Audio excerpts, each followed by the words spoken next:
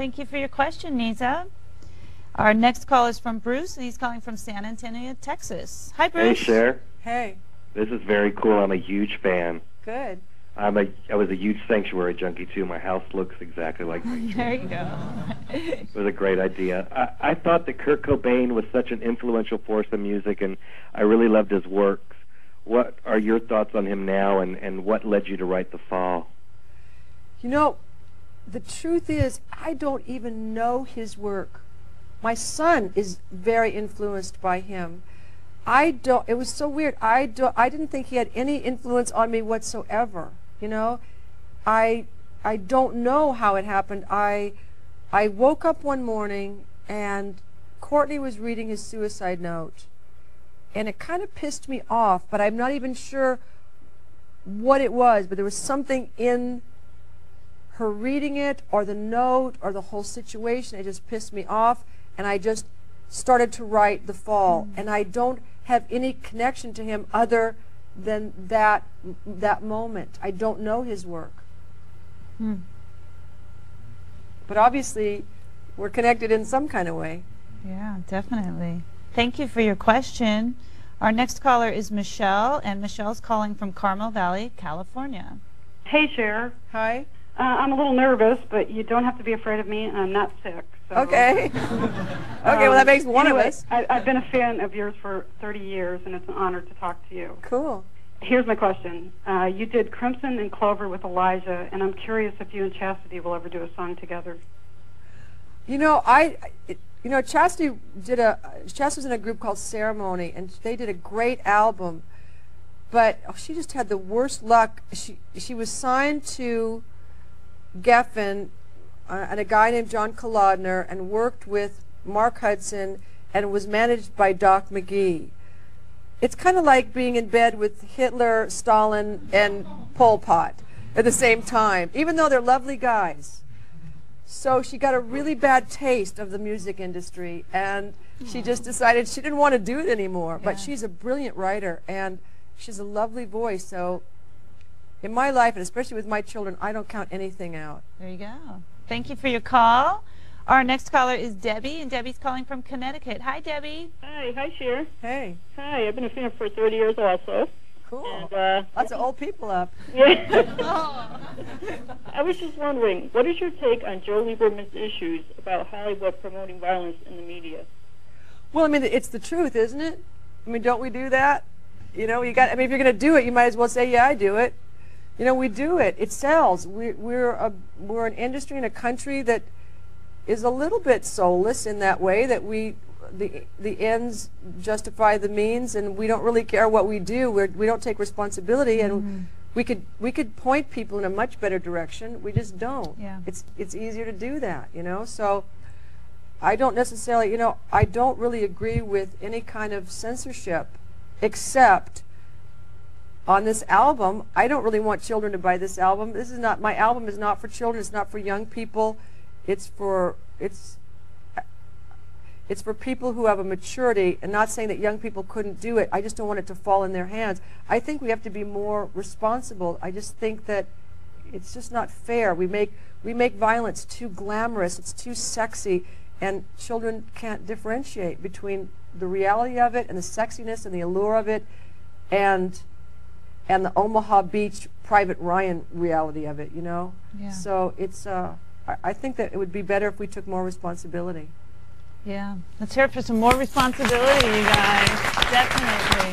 Definitely. Thanks, guys. Our next call is from Henry, and Henry's calling from Massachusetts. Hi, Henry. Hi, Cher. Hey. I can't believe I'm talking to you. I listen to all your records, seen all your movies. You're such a beautiful, down-to-earth person. I just love you and love your voice. And I got a question for you. Okay. What is a typical day in the life of Cher?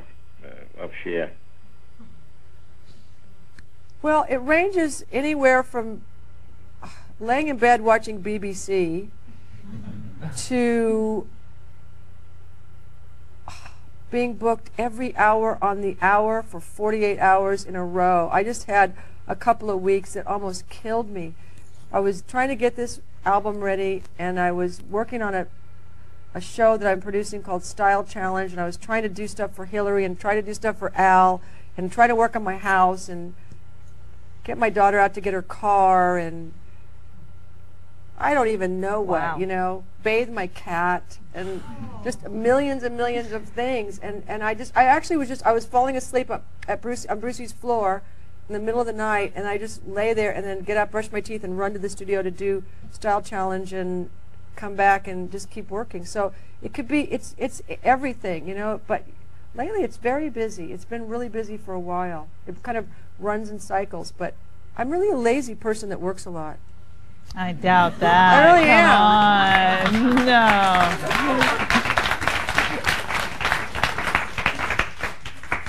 Thank you for your call. Our next call is from Pam, and Pam's calling from Iowa. Hi, Pam. Hi, Cher. Hi. It's great talking to you. I've been a fan for 29 years, and I just love you to death. And here's the question I have. If a fan could go through your personal music collection, what would they find? Oh, they'd be so bored. They'd be bored to tears. What would they find? They'd find Bonnie Raitt. They'd find, oh, God, you know what I'm so into right now?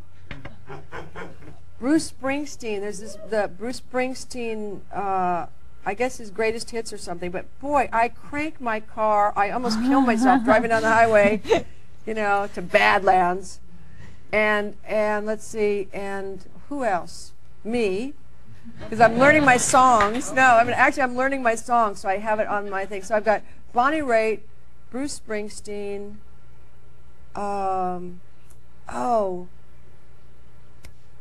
Silver Bullet Band, Bob Seger. I'm like, I'm such an old hippie when it comes to music. It's embarrassing.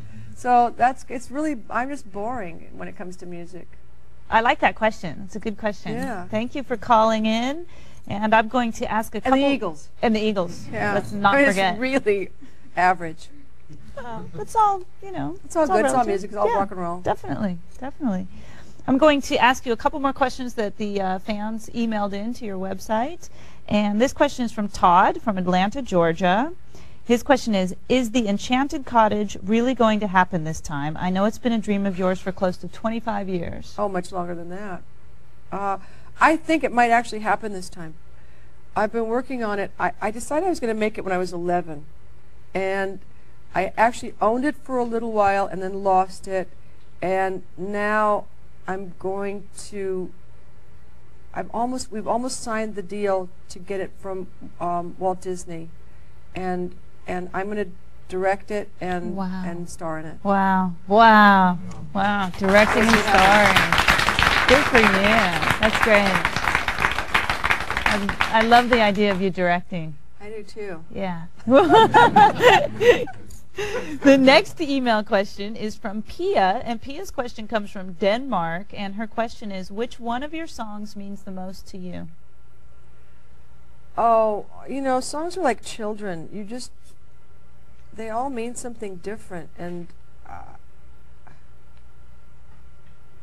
I can't know. I mean, I really can't know.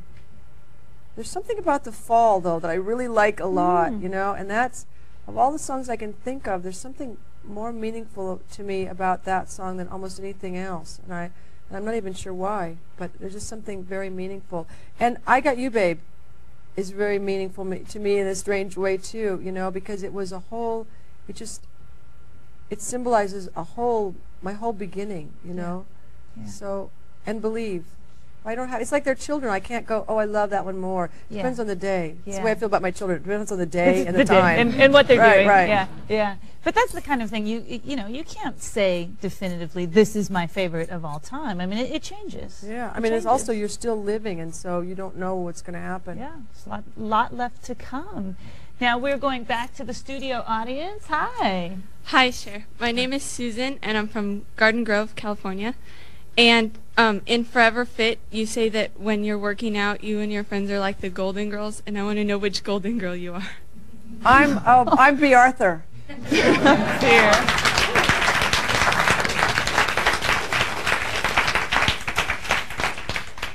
Thank you. This is actually our last question. Okay. Hey, Cher. Hi. Rob here from LA. Do you have a Chrome Hearts Yeah, Waltzing? actually. Ooh, he's getting down. Seen it from all the way over cool. there. Yeah, I'm very perceptive. Oh, are you? If you could be anybody for one day, who would it be? Oh my God. Living or dead? Dead.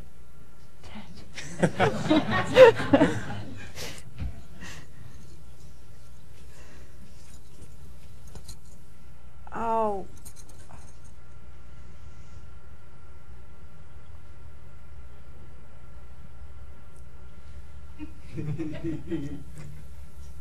Well, I kind of like to be Jesus.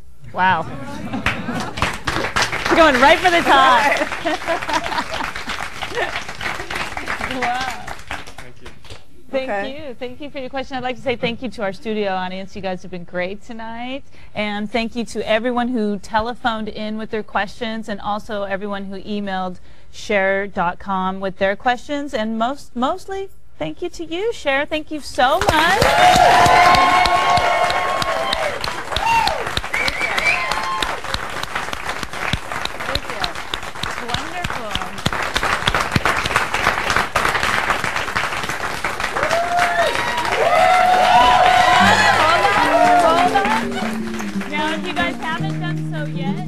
Log on to sharedirect.com and purchase a copy of Not Commercial. Look for that golden ticket because you may be the lucky winner. And pick up some pajamas and some sweatpants while you're there too, because I mean, I love your stuff. You have really, really interesting, cool stuff on your site. It's really great. And stay tuned to artistdirect.com for more fan conferences. And let's hear it for Cher, you guys. Thank you. Heart cried out for you over an ocean,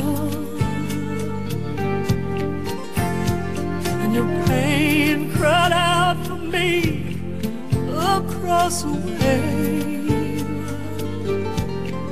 You hit half dead, not to any emotion. You were a prisoner,